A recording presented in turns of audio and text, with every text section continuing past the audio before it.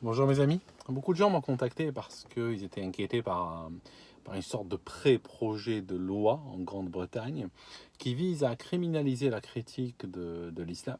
Alors bien sûr, le projet ne dit pas critique de l'islam, mais c'est plutôt l'appel à la haine sur des bases religieuses ou un truc comme ça, mais on sait bien où ça va.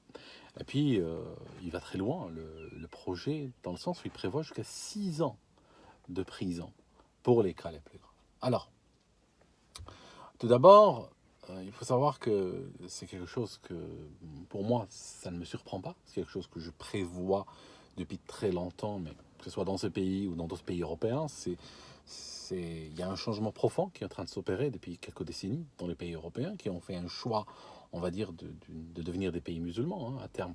Si vous parlez à quelqu'un qui vit, si vous prenez une machine à remonter dans le temps et vous parlez en 1965 à quelqu'un et vous lui dites en 2018 la société sera comme ça, il n'y croira pas. D'accord? Ce n'est pas possible. Maintenant, aujourd'hui, si on vous dit comment sera la société dans 30 ou 40 ans, vous n'y croirez pas non plus. Hein. C'est en train d'aller à cette vitesse-là. Alors, il faut savoir que dans tous les pays musulmans, Pakistan, Arabie Saoudite, peu importe, la loi garantit la liberté d'expression. D'accord? La loi garantit la liberté d'expression à condition que cette liberté ne soit pas utilisée pour critiquer la religion. C'est très simple. Même au Pakistan, la loi vous garantit une liberté d'expression totale et absolue du moment que vous ne touchez pas à l'islam. Donc, les pays occidentaux sont en train exactement de suivre la même voie. Alors, moi, personnellement, je ne me sens pas concerné par cette loi. Je n'ai jamais appelé à la haine de qui que ce soit. D'ailleurs, il y a beaucoup de musulmans qui me regardent.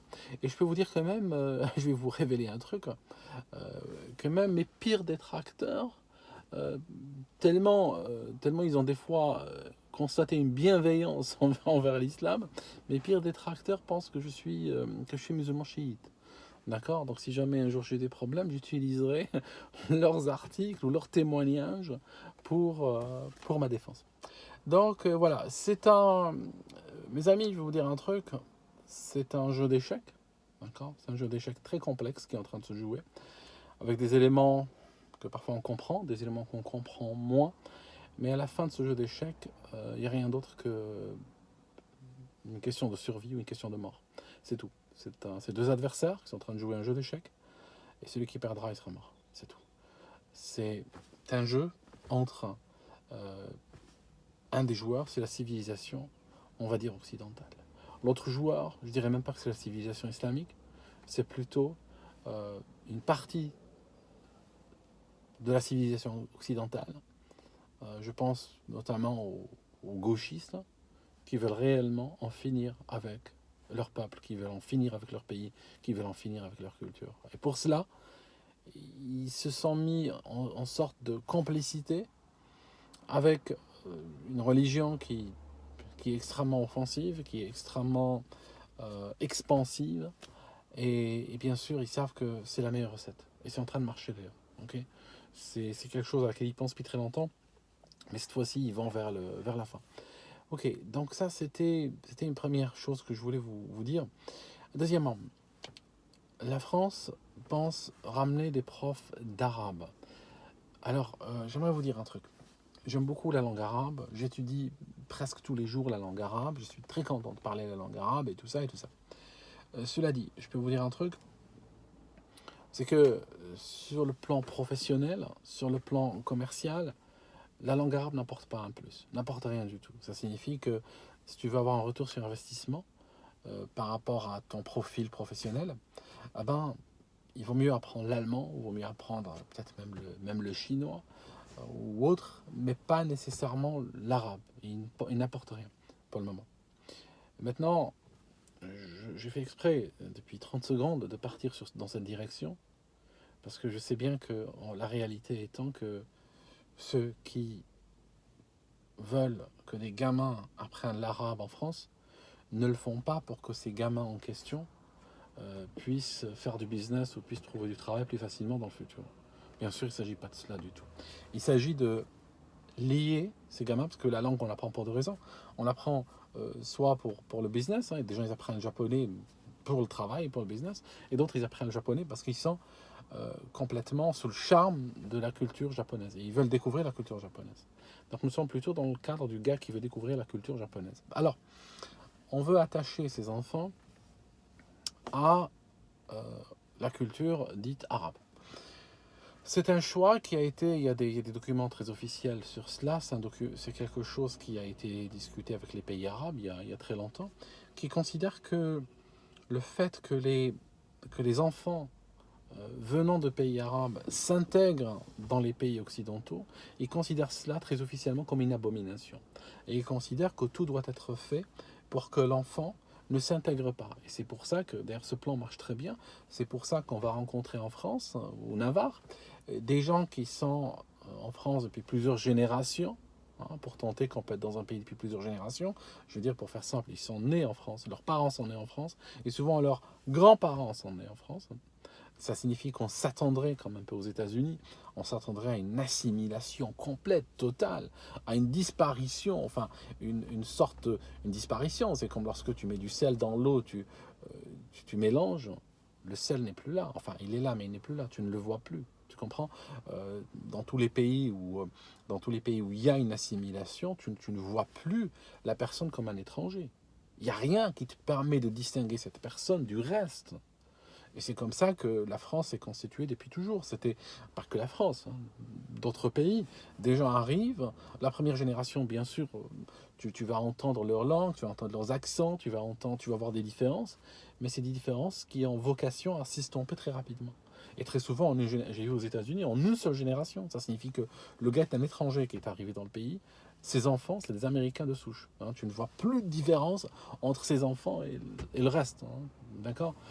Alors qu'en France, c'est très caractéristique parce que la France ramène de l'immigration de pays dits arabes et ces pays ont une politique très positive, très active à empêcher l'intégration ou l'assimilation des descendants de ces migrants dans les pays occidentaux. Pourquoi ? Parce qu'ils veulent garder le contrôle dessus. Et en plus cette population grandit, plus ça leur donne un levier, plus ça leur donne un contrôle, un moment de contrôle.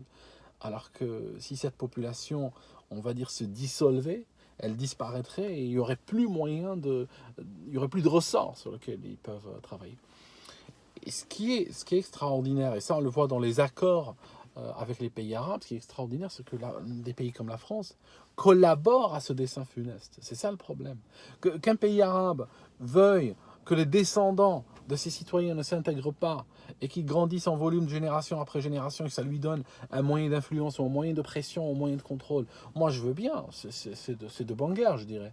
Par contre, que le pays récipiendaire, que le pays sur le sol duquel se passent ces choses soit non seulement d'accord, mais en plus soit activement complice avec ça, c'est quelque chose qui me dépasse, pour ne rien vous cacher. Alors, l'arabe, le problème de l'arabe aujourd'hui, je dirais que c'est une langue extraordinaire, mais qui est victime, on va dire, des arabes, j'allais dire, pratiquement. C'est une langue, si elle avait été donnée à des peuples autres, ça aurait pu être une langue extrêmement moderne, ça aurait pu être une langue qui aurait pu être utilisée dans des échanges intellectuels, culturels, de tout niveau et dans toutes les directions. Le problème aujourd'hui, c'est que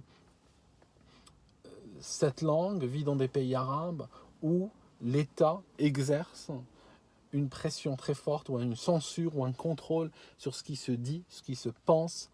Et donc, l'arabe aujourd'hui n'est pas porteuse d'une pluralité. Quand on cherche par exemple, si je cherche des livres sur la religion et que je cherche des livres en anglais ou en français, je vais trouver des livres sur toutes les religions et je vais trouver des livres qui vont des fois peut-être dire des choses positives de telle ou telle religion, voire des livres dire des choses négatives. Et bien sûr, dans tous les sujets, si je cherche des livres, des biographies ou des livres d'histoire ou des livres de n'importe quoi, je vais trouver une multitude de livres. Quand je cherche en arabe, je n'ai plus accès à cela. Quand je cherche en arabe, je trouve que des livres de religion et une seule religion, c'est l'islam. Donc je trouve qu'une seule religion, l'islam, et tous les livres sont pro-islam. Donc je n'ai plus accès.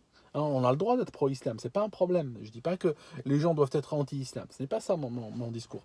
C'est tout simplement que pour une bonne santé mentale et une bonne santé intellectuelle, il est important que la personne qui fasse des recherches dans une langue puisse accéder à un discours et à l'opposé de ce discours, à toutes les tonalités, à toutes les gammes, tous les octaves de discours. Or, dans les pays arabes, vu que les États interdisent de publier tout ce qui va contre la religion, pratiquement aujourd'hui, ils ont tué la langue arabe. On va trouver en grande partie des livres de religion. La moitié de ce qui se publie aujourd'hui dans les pays arabes, ce sont que des livres de religion.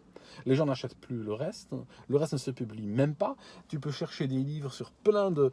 Tu cherches des livres d'histoire, bah, tu vas peut-être trouver 2 livres d'histoire générale et peut-être 500 livres. Par exemple, en Algérie, tu vas trouver 90% des livres d'histoire sont sur la guerre d'Algérie, qui vont juste parler de cette période 54 à 62, alors qu'il y a quand même des millions d'années avant et j'espère après, il n'y a pas un seul mot là-dessus. Quand tu rentres dans une librairie arabe, d'ailleurs, à tel point la censure de l'État s'est exercée qu'ils ont tué littéralement le livre, ils ont tué la lecture. C'est genre, en Algérie, on a 48 départements, on va dire 48 wilayas si tu veux. On n'a pas 48 librairies dignes de ce nom. D'accord. Moi, je connais les librairies dans la ville d'Oran. J'arrive, à droite, il y a des rayonnages qui vont être au sujet de la religion, c'est clair. Et puis, à gauche, des rayonnages qui sont remplis de livres scolaires. C'est des livres qui passent pas très lourd. Et une bonne partie de ces livres scolaires sont des livres de religion. Et puis, il y a 2 ou 3 livres de cuisine, dont un qui s'est publié avant même ma naissance. Donc, tu as 2 ou 3 livres de cuisine. Et puis, tu as un petit étagère comme ça avec un livre de Zola, un livre de Victor Hugo, un livre de Jules Verne. Quoi. Je veux dire, tu as une douzaine de classiques qui sont là à prendre la poussière depuis des siècles. Et puis, Zola, Jules Verne. Ils sont français, cela, désolé. Donc, oui, je suis obligé de les retirer de la liste, pardon. Donc, voilà, pour te dire que aujourd'hui, quelqu'un qui accède à l'arabe ne va malheureusement accéder qu'à la religion. Il va être exposé à un discours religieux plus qu'autre chose. Les profs d'arabe chez nous en Algérie, ils ont commis des dégâts énormes. Alors, je ne parle même pas nécessairement des profs d'arabe algériens. J'ai eu des profs d'arabe algériens durant ma scolarité. Je dois dire que, allez, je veux dire, plus que la moitié étaient quand même des gens normaux. D'accord, étaient des gens qui faisaient du travail consciencieux. Ils avaient un programme normal et tout. Mais c'est bien plus tard, après mon départ d'Algérie et tout, que beaucoup de ces profs se sont transformés en imams, où ils font faire de la prière aux enfants à l'école et tout ça, et ils font par exemple des études, genre on va faire une étude de texte, là où à mon époque ils auraient pris par exemple un poème ou autre, ils vont prendre un verset coranique, ou ils vont prendre un hadith, ou ils vont prendre un truc comme ça, comme par hasard sur le djihad ou des choses comme ça, et puis bon voilà, ils vont faire une étude de texte là-dessus. Donc quelque part, tout en faisant semblant d'étudier l'arabe ou d'enseigner l'arabe, ils sont en fait en train d'enseigner autre chose, la religion. Comment dirais-je, nous en Algérie, on a commis une erreur très grave, c'est que en 62, on avait hérité un système scolaire de la France, donc tout s'enseignait en français, et par inertie, pendant les 10-15 prochaines années, l'Algérie va continuer à enseigner en français depuis le primaire. Tout s'enseignait en français. Et puis, pendant ce temps-là, les islamistes qui avaient déjà infiltré l'État, eux pensaient déjà à très loin. Et donc, un des points importants pour eux de l'islamisation, enfin, l'Algérie était déjà un pays musulman, mais je parle quand même d'islamisation d'un pays musulman parce que c'était plutôt l'islam allait passer du culturel, si vous voulez, les gens étaient musulmans, comme beaucoup de gens en France sont chrétiens, où l'islam allait devenir l'alpha et l'oméga, allait devenir la préoccupation principale, à tel point qu'une société entière était littéralement en délire, et continue à être en délire messianique. Alors, ils ont pratiquement du jour au lendemain, ils ont déclaré que bon, on fait l'arabisation. Ça signifie la nouvelle classe qui rentre, les nouveaux gamins de 5-6 ans qui arrivent à l'école primaire, à partir de cette année-là, vont commencer à étudier en arabe, et ils étudieront en arabe jusqu'à ce que mort s'en suive. Et bien sûr, les générations d'après feront la même chose. Et il n'y avait pas de prof pour faire cela. Parce que les profs algériens de l'époque, la majorité étaient des francophones. Et ils ne maîtrisaient pas l'arabe, même s'ils le comprenaient ou ils le parlaient un peu. Et ils n'avaient pas le niveau pour enseigner en arabe. À ce moment-là, l'Algérie, qu'est-ce qu'elle fait? Elle décide d'importer depuis l'Égypte et la Syrie et tout ça, elle décide d'importer des profs. J'ai eu de la chance, je n'ai pas été exposé à ceux-là. Par contre, ceux qui ont été exposés à ces profs-là racontent qu'effectivement, c'était de sinistres salafistes qui étaient arrivés.